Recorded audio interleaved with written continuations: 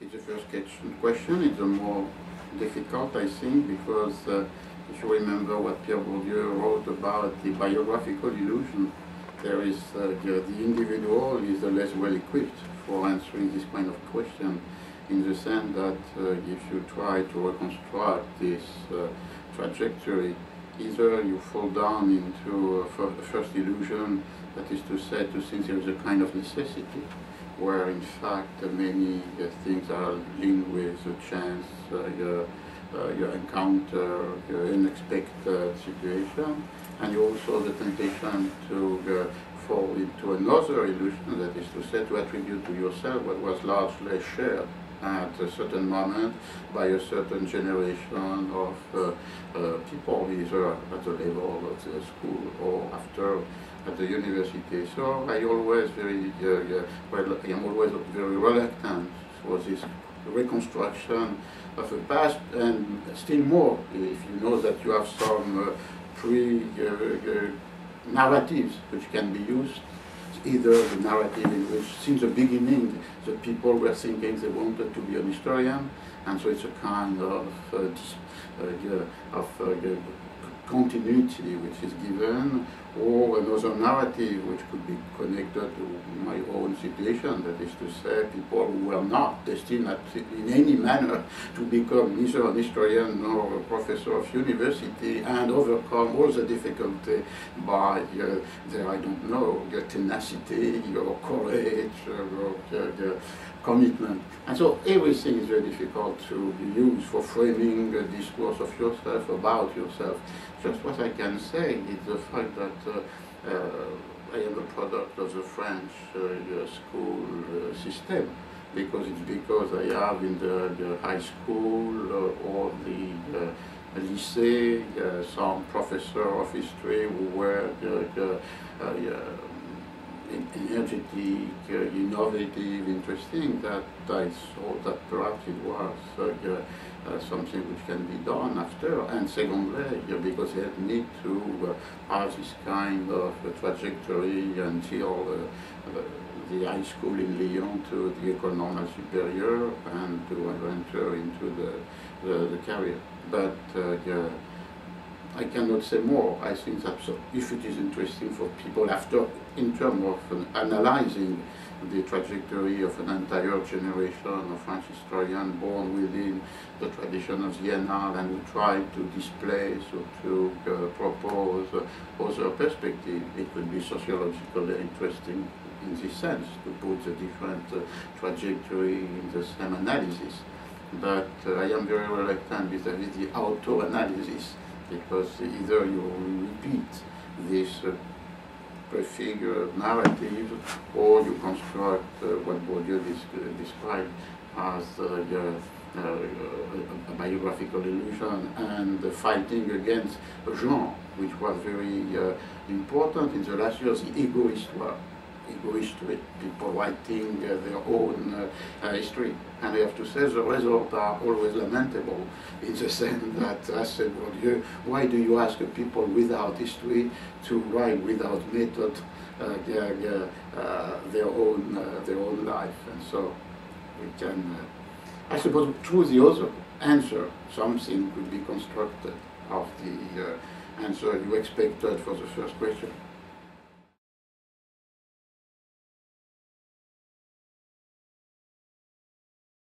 Yeah, when I started in the second half of the 60s and in more the 70s, the work, the dominant form of historiography was the legacy of the Annales, and particularly a moment in which the methodology experimented and used for demographic, economic, and social history were displaced toward the object and question of cultural history, with this idea that perhaps with the same method, particularly construction of series, a quantitative approach, statistical data, you can have a more rigorous, a more scientific analysis of the cultural production and perhaps practices. And it was a time in which people have developed and with them, develop an analysis of the contents of the libraries, of the production of the books for a given a city.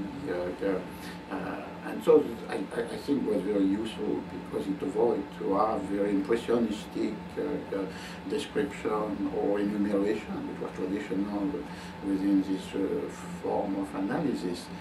It was also the time in which the analysis of the population entering into the colleges of the university. I worked at the beginning also in history of education.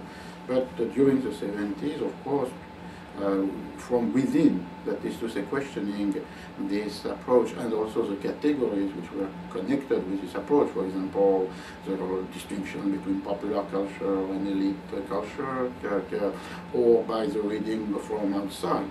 That is to say, the reading of books by literary German critic, the history of reception, or the attack or the critique against this form of historiography by Carlo Ginzburg in his first book, have created the possibility and attempt to overcome, without considering it was useless, approach, and focusing the attention upon the appropriation, what people made with a cultural object, as interesting as the delineation of the circulation of this object, the emphasis put on the cultural exchanges. There was neither a pure popular culture, but always a mixed form in which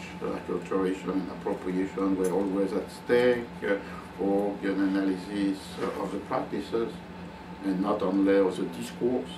So all this defined within the tradition of the Annales your new series of proposition. And I remember the first time I tried to synthesize this was in '79 for a conference in Cornell, intellectual or cultural history, a conference organized by Dominique Lacapra and Steve Kaplan, and in which I remember there was this first series of the displacement from production to consumption, but consumption understood as a creative appropriation, from a strict definition of popular culture to an analysis of the cultural exchanges, or also the idea according to which you can link with the concept of practices, the traditional history of ideas, of theories, of discourse, and something which has to do with the users, the interpretation of these texts or images by different readers or beholders at different periods of time and in different places.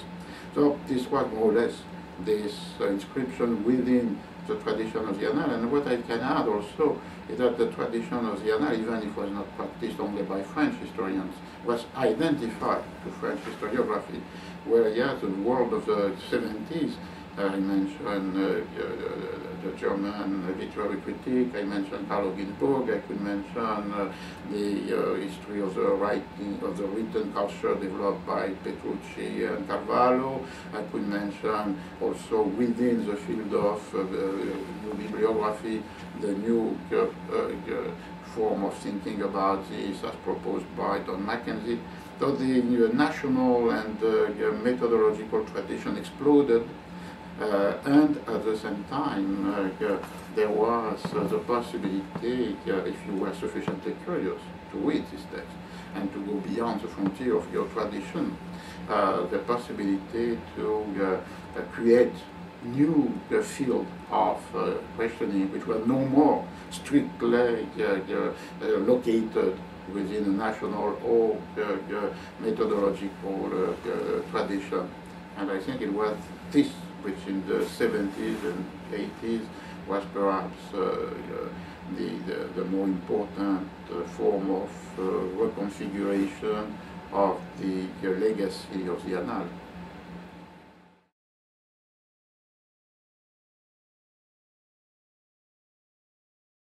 Yeah, say recur, we are historical, but at the same time we can be historian. I think here too there are some perils or dangers. The first one, of course, was the historian as prophet, and announcing by the knowledge of the past what could be the future. It was to retake an old figure of the history in the antiquity as master of the life. There is also another period which could be to directly commit history to the stake or issue of the present, and a form of militant history, which could also be sometimes dangerous because it's the criteria of objectivity is forgotten in this perspective. It could be also the idea that just conversely, history is like in an ivory tower and developed as a scientific discipline which has nothing to do with the time in which it is developed. And so I think it's difficult to find a way. The way is to say that first, of course, the historian depends on his own time and place. And so you have to analyze the condition of production of an historical discourse at every given moment. What is considered as historical, what are the constraints imposed by the institution, what are the legacy or instruments which are available. Now, there is a first form to answer, that is to say, of course, in this sense, it's not the ego history, it's the history of history in its condition of possibility. The second one is in the works themselves, that is to say, to think that the more important thing, particularly if you work on the 16th century or the Byzantine period or the Greece, there is not an immediate relation with the present. Nevertheless, what is the relation is that the analysis of the past could be not in terms of deciphering the present and the future, but in terms of methodological approach, a way to propose instruments of analysis which were pertinent and relevant for the 16th, 17th century, but for the reader could be also pertinent, relevant for his own or own situation. And so, in my opinion, it's a way to which you can have a relation between the historical work and the issues of the present. Sometimes because the historical perspective can help to disentangle the different layers of past which are always present in a given situation. And secondly, because whatever the object of the analysis may be, the way for making this analysis, the concept mobilized, the forms of intelligibility which are proposed could be a kind of intellectual equipment proposed to the reader, beyond the fact that he could be interested in the discoveries or the analysis of a certain part of the past. But beyond this, there is also something which could be this kind of intellectual equipment proposed for any form of analysis, with of course the caution not to have a retrospective imposition of category of the present to understand the past, but methodologically a way, for example, of a relation always between the condition of possibility of thought, of practice, and at the same time the inventiveness or the creativity which could be located within this practice or this appropriation. And the reason why I think the history cannot be only theoretical or philosophical or conceptual reflection, as sometimes practiced, and losing the fact that history has to deal with specific situation and propose new understanding of this historical situation. But history cannot be neither a kind of a collection of knowledge about the past. Yes, also to be engaged with the present, not by an immediate commitment, but by this proposition of a way of understanding.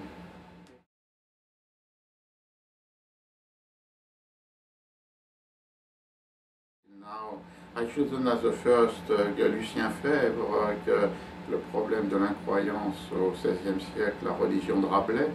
I should put the title in the original language. Here, because Febvre, founding father of the Annales with Bloch, when I read this book and the article by Febvre, perhaps now the style is a little antiquated because it's a very exuberant style, but remains the idea that you have to understand the way of thinking and feeling of the individual of the past without projecting onto them what are your way of thinking and feeling, and consequently to try to read the documents, generally text, but not only, in order to reconstruct this distance between the experience of the men and women of the past and the historian writing in his or present. And so it seems to me that this book, even if it was challenge, because some people said, you remember, right, the main thesis of this book is to say that it was impossible to be an atheist in the 16th century, and some people said, yes, it was possible. But beyond the conclusion, what remains is this question of the mental equipment, and which was encompassing not only concepts and notions, but also experiences, sentiments, and feelings. The second book I have put here, it was 1966, February is 1942. 1966, a book by Carlo Ginzburg, I Benandanti, because of course Carlo Ginzburg is well known for the famous Miller, the World and the Sheaves, but the book of 1966 was perhaps less known. In a sense, its circulation, always visibility, was a consequence of the analysis of the Sheaves and the World. But in this book about the Benandanti, you have all this without theory. It was not at the beginning of Informatio Inverni, this book developed a critique against the Annales. Category of popular, collective approach, statistical reification of the experience. But in the first, this one, which was not exactly the first, but the beginning of the trajectory of Ginzburg within the archives of the Inquisition, and the attempt to discover beyond the theory of witchcraft, some rituals and beliefs which were understood by the Inquisitor as witchcraft, but not experienced by the individual as such. It was a wonderful analysis, but practical analysis in the documents themselves of the imposition of the category of the dominant upon the beliefs and rituals of dominated. And this tension seems to me fundamental, because it could be described a way of thinking in which you have this fundamental tension. It could be for the male domination, it could be for the colonial domination. And this book was for me, because I read it rapidly in Italian and in the French translation, opened a new way for dealing with cultural, religious beliefs and practices. I have chosen as the third one the inaugural lesson by Foucault at the Collège de France, L'Ordre du Discours of 1970, because here it was also a provocative proposition about to transform the analysis of ideas or theories or discourse around this tension between the proliferation of discourse in every society and all the devices which were constructed to limit and to qualify, is the word used by Foucault, this discourse. And for me, after, it was something important to think about the discourse in terms of the constraints and rules which govern the production of a series of discourse, and not only this traditional concept of history of ideas, influence, or imitation, or absolute originality. And so this was important, and many of the work about the authorship, author function could be located in relation with this text. The fourth, it's we shift to the 1980s. The book by Michel de Certeau, L'invention du quotidien, the practice of everyday life, because it was a book which has nothing to do with an historical perspective. It's a book which is describing the contemporary cultural practices of the French, and that's a difference of what was done generally by sociology, that is to say statistical analysis of the practices. De Certeau was emphasizing the consumption as creation, the appropriation of text, images, TV program, movies by the reader or the beholder, which was of course in a situation in which some of these production were imposed to him or her, but at the same time was always developing in the process of the appropriation something which was a new use, a new interpretation, an inventiveness of the in relation with a more powerful mass media. And it was very useful to think about the popular culture in the 16th, 17th century, in which you have also the same tension between imposed models and artifacts and products, and at the same time a room left for an appropriation which is not completely subjugated by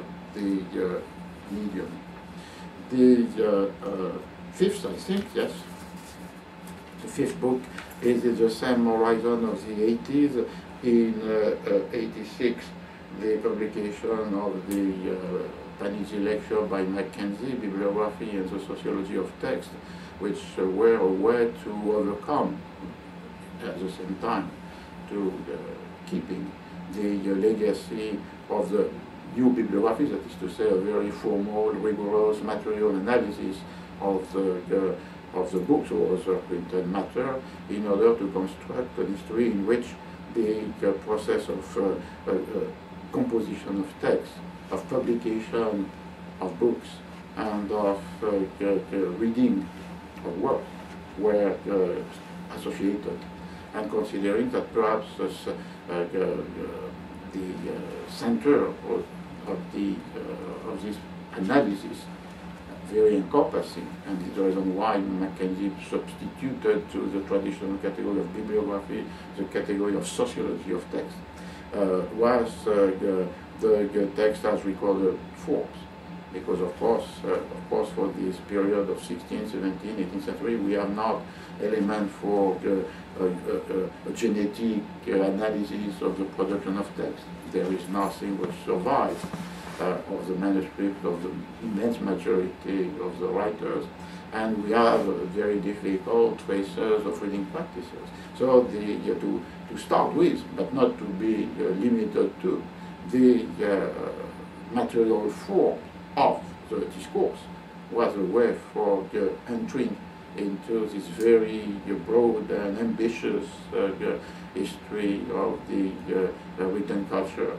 It's the reason why I put at the same time in '86, it was published a book by Armando Petrucci, La Scrittura, translated into English as Public Lettering, and it was, as I can say, the other pillar for constructing a new history of the written culture. On the one hand, the tradition, English, American, Australian, New Zealand, of this bibliography transformed into a sociology of text, and on the other hand, the tradition of erudition in terms of paleography, codicology, transformed into a very ambitious vision of the written culture as a production and users, and Petrucci, Armando Petrucci, was and is the most important scholar for making a shift which was parallel to Mackenzie.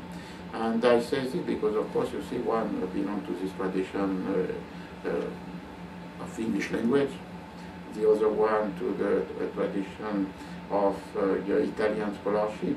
And it was an illustration of the fact that a new field of work was created in the 70s and 80s, perhaps just as a happy consequence of the destruction of the unity of the traditional, the national and methodological approach. And the last one, because during a time of my work I was by chance, in a certain sense, director of the Center for History of Science, the Centre Alexandre Coiré. It's a book by Simon Schaeffer and Stephen Shapin, The Leviathan and the Air Pump, which developed an entire new form of history of science, which is no more this chain of discoveries or purely conceptual transmission, but which puts the emphasis about the condition of production of the scientific knowledge, and particularly with this tension between experimental science, like illustrated by Boyle and the Royal Society, in which you have to negotiate about the condition of the experiment, about the criteria of proofs, about the replication of the same experiment, which imply a form of validation of knowledge which is based on the idea of transaction, negotiation, confrontation, versus hopes, that is to say, here as the incarnation of a purely mathematical and geometrical knowledge of the natural world, the famous Galileans, the nature written in geometric language. In which here there is a kind of absolutism of the truth, because the truth is mathematical truth. And so the opposition between two paradigms of the scientific knowledge, two forms of practicing sciences, two consequences in terms of political theory or in terms of relation between individuals, where magnificent ways given in this book. So I have some after regret, because I suppose 10 or 15 books could have been added. Particularly I was thinking about books in the field of history of art, which have done the same thing and have done Schaeffer and Shapin, the books by example by Svetlana Alters, in which the condition of production of the aesthetic expression are at the core of the book. If I have done this, it's also not because I am curious and I like to read outside of my own field of specialty, but also because one of my activities was to write reviews. I wrote a lot of reviews in the Libération and after in Le Monde until today. I think there is today a review printed in Le Monde I have written. And also because since a long time ago I am making a radio program on France Culture one Monday every month, and this obliged you to read and to think outside of your narrow field of specialization. And I think it was a great chance. And for example, this review, the Libération and Le Monde, because I don't think the review are something polemical, or if a book is very bad, there is no reason for making a review in a newspaper. You can do see in a scholarly journal, but in a newspaper, it's, your function is to say to the reader that they could read this book or they could read your review and they will learn something interesting in a new manner of dealing with a topic, with a discipline, or a new historical discovery, and so on. So I have never thought of this as a purely polemical exchange. I know it's easier to write very nasty review than to write a documentary review, and many people like this in the TLS, for example. But this perspective made this review as kind of introduction to reading, and they were published as book in French and in Spanish, which was the testimony that this review has transformed my own intellectual way of thinking, my own historical practice, and at the same time that to write review in this perspective could be a contribution to defining for a wider audience than students and colleagues the new way of thinking. And here too we come back to the previous question about what could be the relevance of historical work in terms of giving to people intellectual equipment.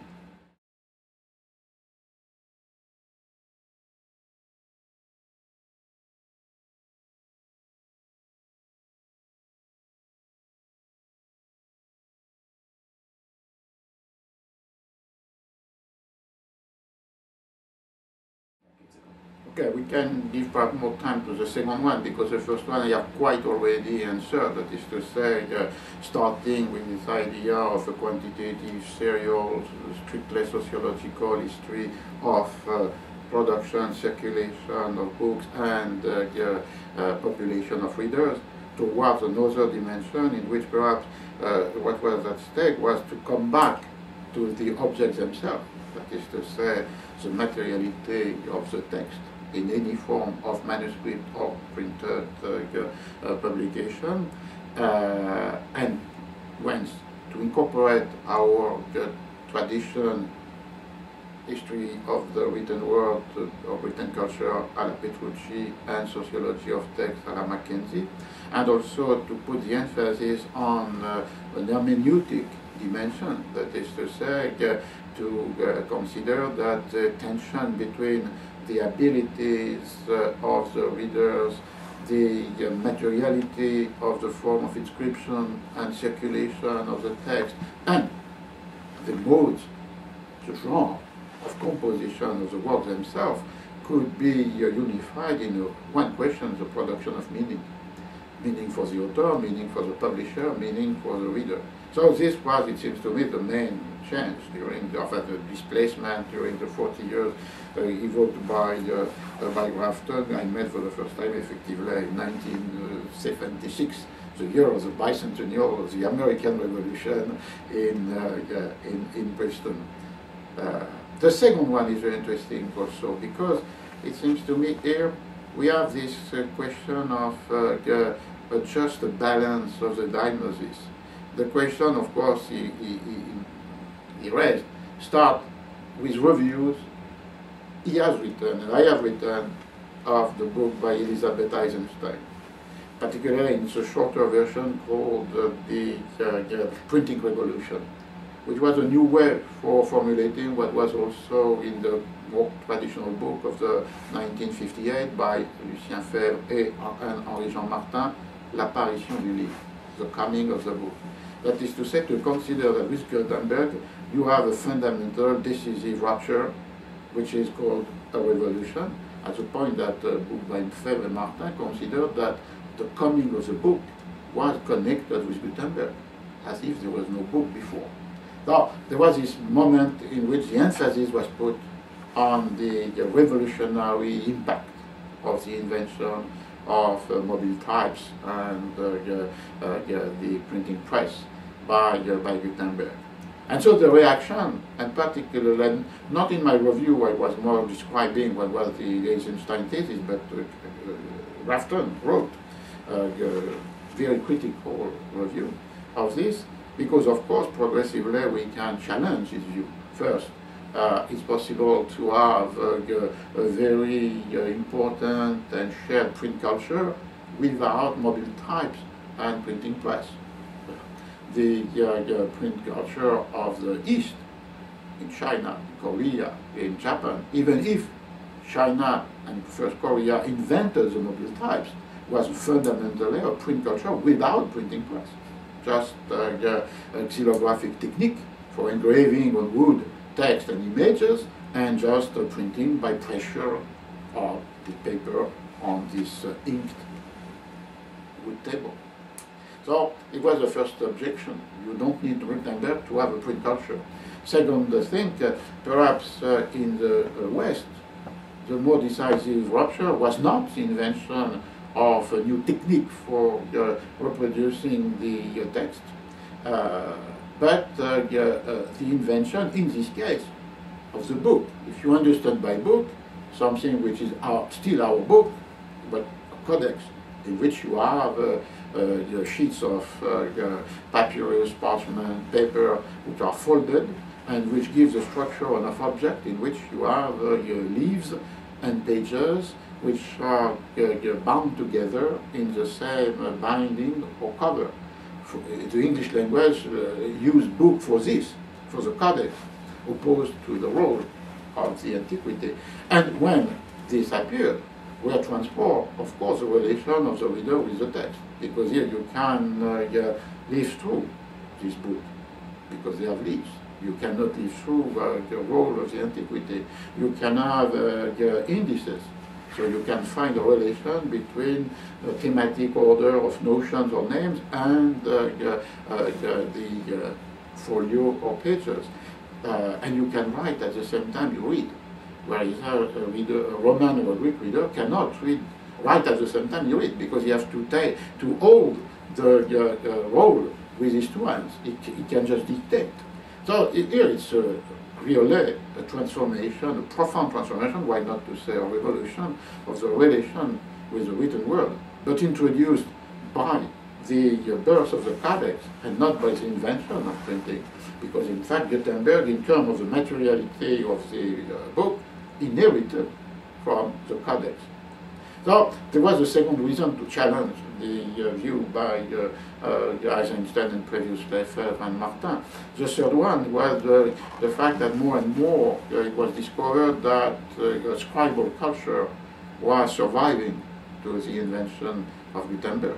And many genres in the early modern period, perhaps until the 19th century, political pamphlets, poetic anthologies, musical scores, were still manuscript, and not only because manuscript could help for the circulation of prohibited and clandestine materials, but also because the manuscript form could keep something of the proximity between who has written and who is reading. It's an open form, and in many poetic anthologies you have the reader transformed into a contributor to the anthology, and so on.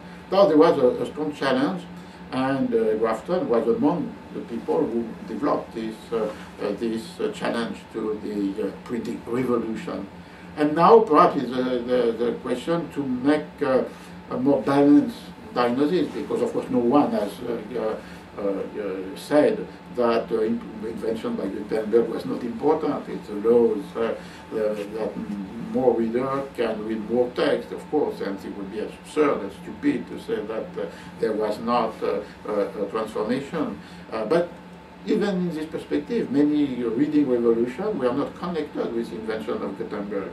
The reading revolution, that is to say, the way we read now, silently, with the eyes only, versus to be obliged to read out loud for understanding the text, not for giving the text to others, was something which was developed progressively during the Middle Ages. Or the reading revolution, that was an expression coined by the contemporary, where in the 18th century, not immediately after the invention of Gutenberg. So you can discuss, but of course, the printed form becomes a more dominant form of circulating text after Gutenberg. And a balanced judgment today could be to keep in mind these three fundamental realities: print culture without printing press, scribal publication at the age of the printing invention, and finally the invention of codex as perhaps more fundamental than the invention of the printing press.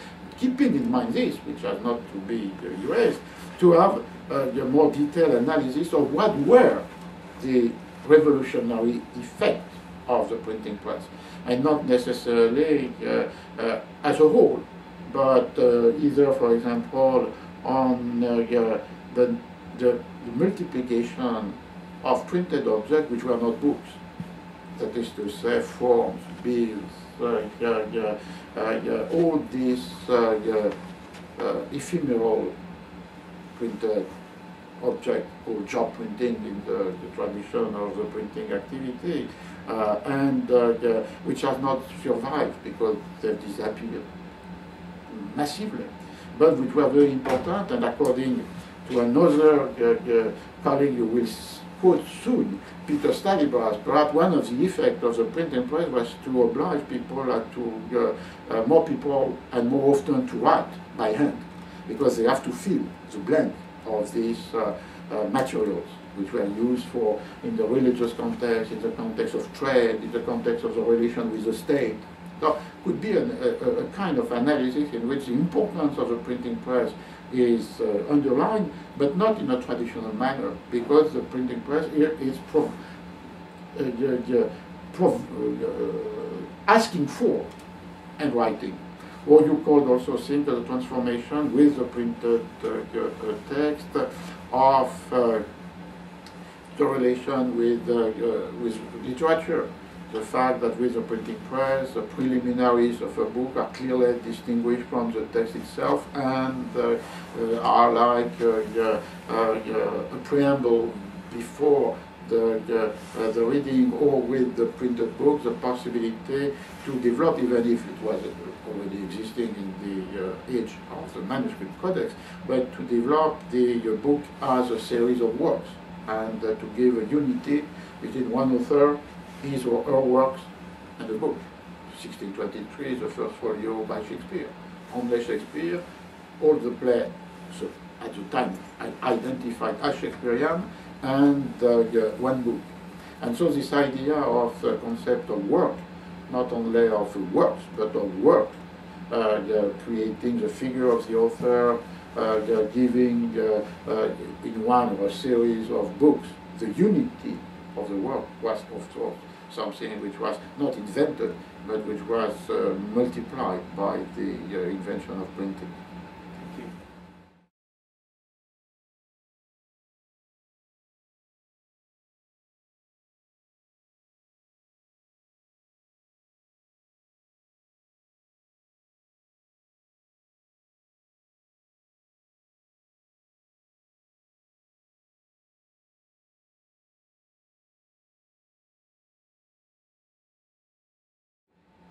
First, you see, quoting both Grafton and Stallybrass, that the colleague could be very kind and excessively kind, but and that the academic work is not only a jungle, but that they are too generous, but it belongs to the genre. You have asked them to do this. Yes, the literary return. First, perhaps it would come back to my first non-answer, that is to say, I was vacillating when I was at the end of the secondary teaching, which is called in French lycée, between literature, as it is said, which is a very curious word, because the literary critics are not necessarily writing literature. They are writing on literature, but there are a contamination between the object and the knowledge. And so between literature and history, and finally, for various reasons, perhaps the influence of some of these professors, I decided to follow the study at the level of the university in history. But perhaps always remains something of this vacillation, and also the reading of many literary texts, particularly plays and poetry. And so, when we have defined this space in which you have an analysis of the works, the interest for the materiality of their inscription and circulation, and what meaning different reading communities could have given to this work, I started by non-literary texts, that is to say the repertoire of the French Bibliothèque Bleue, English chapbooks, Spanish Literatura de Cordel, because the historians were all a little intimidated by the major work of the literary tradition, and it was perhaps easier to develop this program with texts we have no merits or canonical status. But I discovered, for example, that in the French repertoire of this Bibliothèque Bleue, because some of the cover of this book, not all, but were in a blue paper, sold by peddlers and very cheap, were in fact the adaptation for this new audience of a very classical literary text, canonical, for example, Buscón de Quevedo. And what perhaps the reason to say, but this distinction between the canonical work good for the literary critic and the non-canonical text good for the historian could be overcome. And I started to enter more and more, and I have to say the 10 years at Penn has reinforced this because the collaboration with a colleague in English, starting with Peter Stallybrass, but also Zachary Lesser or Margareta de Grazia, and on the other side my interest or test or minimum of knowledge about the literature of the Spanish Golden Age, and many collaboration with Spanish colleagues or the French specialist of Spanish literature has developed this tendency. Alors, Peter mentioned three names. Of course, they don't belong to the same kind of relation I have to the literary text. Cervantes is the kind of extreme example of the interest for the Spanish literature of the Golden Age, and why? That is to say, also the picaresque literature or the commedia. Because it seems to me it's one of the literature, I am not the first to say this, Ursius, Auerbach has underlined this. It's a form of literature would take frequently the written culture as an object, and the other genre, the practices of reading, the status of the authors of the translation, and you can read many texts, particularly Don Quixote, as a text which is incorporating all the elements of the written culture of the time. And it's the reason why I mentioned Auerbach, because it was one of the elements of a different relation between literature and the social world. I don't want to say, and Auerbach didn't say this, that it was an imitation or production, but the fact that, like in painting, the Spanish Golden Age considered that the experience, the objects, the realities of the social world could be a matrix, a material for producing aesthetic composition. And so it was the reason for my interest. I knew Spanish, but I was not an Hispanist during a long time, and it's progressively that I entered into this world, and I published about Cervantes or about the Commedia, and a little about the picaresque novel through this mediation of the French translation. In the case of Shakespeare, I can just return the question to Peter, because of course I started a little before I was at Penn, but the Penn with the Furness Library entirely devoted, a part of the library entirely devoted to the more recent bibliography on the Elizabethan and Jacobean England, and the course we taught together, and also because I think to read Shakespeare was another way to raise an issue which was important in the last year, that is to say, how to think about the different way of representation of the past. It's today, between a novel who takes the past as an object, the multiple form of memories, and history. But in the 16th, 17th century, the tension which existed between the representation of the past in a dramatic form, Lope de Vega, Shakespeare, and the representation of the past in the chronicles that they have read, but distorted. And so it was, and perhaps also creating a national memory. So it was a way for looking at this question. I have never written a text on Shakespeare or Cervantes attempting to unveil the meaning of Don Quixote or the meaning of one or another play of Shakespeare. It's always more a specific analysis about one of these intellectual mechanisms, the dramatic appropriation of the matter of the chronicle, or in Cervantes, the presence of the written and printed culture of his time as an element of the fiction. Borges, it's a little different. I have read Borges a long time ago, but by chance or by, yeah, more or less. Since the 90s, mid-90s, I gave often lecture and courses and seminars in Latin America, particularly in Argentina, but also in Mexico or in Chile, and more recently learning Portuguese in Brazil. But of course, you cannot go to Buenos Aires without Borges, and so and the same attraction. That is to say, you could say, still more than for Cervantes, that the entire Borges work is a way for incorporating within the innovative form of writing written culture. And so it was also this kind of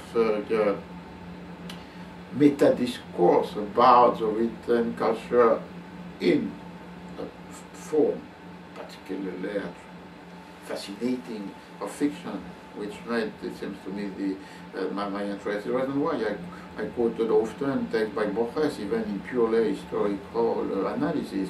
If you think about what is an author, you could start with Foucault and the author function. All the texts have no author. Someone has written them, but they are not necessarily an author. There is a famous text by Borges and I, in which he is using this conceptual dichotomy, but pushing forward in the sense that the author as function exists only because you have an existing individual, and perhaps the existing individual can survive his death only because he was transformed in an author function. It's an example. In another case, there is the wonderful fiction or fable called The Mask and the Mirror.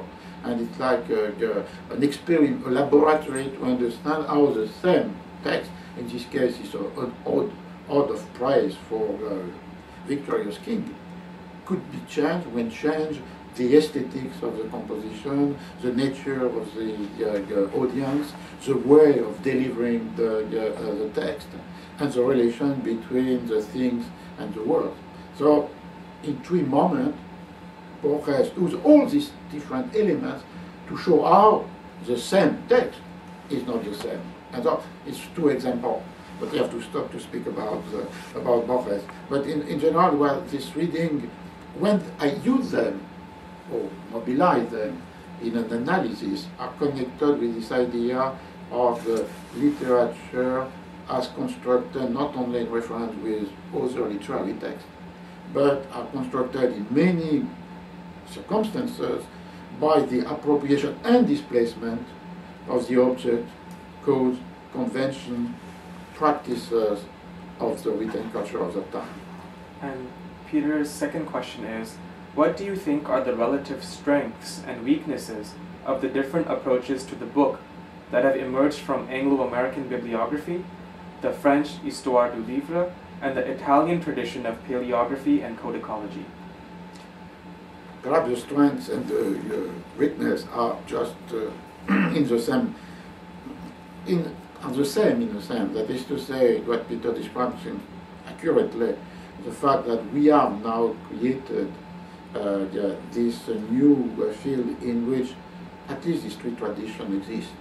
The French one more social, more cultural, the English and American and Australian and New Zealander more physical, more bibliographical, more material, and the Italian tradition more linked with the entirety of the users of the written word in a given culture, and with a particular emphasis on the manuscript culture before Gutenberg and after Gutenberg. So, because these 3 traditions were put together, that perhaps a new form of history of the book was emerging, and here it's a strength, it seems to me. The weakness could be, of course, the consequence of this first, because it's not easy to master all these different bibliographies which are not immobile every day. You have the production of new analyses which are both located and displacing this tradition, so you have to no one can read everything which is published today. And so you have to be particularly attentive, and if you are not, and sometimes you can forget this alliance and to come back to only one of these traditions. But what it seems to me, it's more the profit than the danger, in a sense that the history of the book must be, in the first time, constructed as such, and to claim a certain specificity of its object, of its methods, of its practices. But now, perhaps the more important is to follow up this path, but also to consider that the main conclusions which can be drawn from this crossing of tradition penetrate in other domains. And an history of science as history of the form of publication of discovery. An history of literature, you have not to make the case in America, but in many other traditions, there was a reluctance vis-à-vis this, considering that it was a way for destroying, hurting, what was absolutely mysterious in the aesthetic creation. And so more and more for the edition of text or for the understanding of the works, there was a penetration in some of the literary critic tradition, particularly the French one, or even the German one, which were reluctant vis-à-vis this question of the materiality of the text, the progress of this awareness of the importance of this dimension. And so it seems to me that you can measure the success of the history of the book perhaps in relation with its disappearance or erasure as a specific field, but as an inspiring perspective for any kind of history. And so this seems to me the more important result and perhaps success of the history of the book.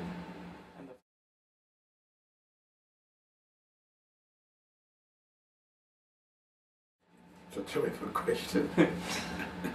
I don't get preoccupied by the remembrance after, and any form of legacy. You know, you have to, you can just think about the speed with which some work and author were during the time considered as absolutely fundamental disappeared. And so I think perhaps it's an injustice of time, but at the same time it's perhaps a condition of possibility of new way of thinking. Some of the references who were very familiar in the 70s for now are relatively weird for any of the younger scholars. And you can try to show that something important was proposed at this time, but at the same time you have not to you have to leave them more space as possible for innovation, even if sometimes are invented things which were already known, but it's your normal experience. And so I think the more important thing is not to leave a legacy or something like this. It's just that any work can be located within this perspective of giving to the contemporary first and perhaps after, but to the contemporary first a more rigorous intelligibility of their present. If you say that the present is always this layering of different past. An example, if you are dealing today with immense quantity of discourse about the digital world, of course what could do an historian is not to have a prophecy or even to have your judgment. It's to say, to recall what are in this new technology, the rupture of it in relation with the different level of which have constituted at the same time that the new technology are present as the inheritance. That is to say, what is transformed between the screen and the codex. what is transformed between the possibility of a mobility and anonymity of the text and the construction of the author function and the stability of the work connected with the copyright since the 18th century on. What is transformed into the capacity of reading and writing when the same surface allows both, which was not the case when writing and reading were dissociated in the apprenticeship, in this object or read or object produced and so on. What is changed in the concept of work when fragmented relation with the text is more fundamental and immediate and without necessarily the material perception of the totality of a work as such. Now, this could be a task for the historian. I suppose if you do this, it could last a certain time because this contemporaneity between all these legacies of the codex, of the printing press, of the definition of what is an author or what is a work, and the new digital world in which you have both the refusal of this inheritance and attempt for capturing something of this legacy.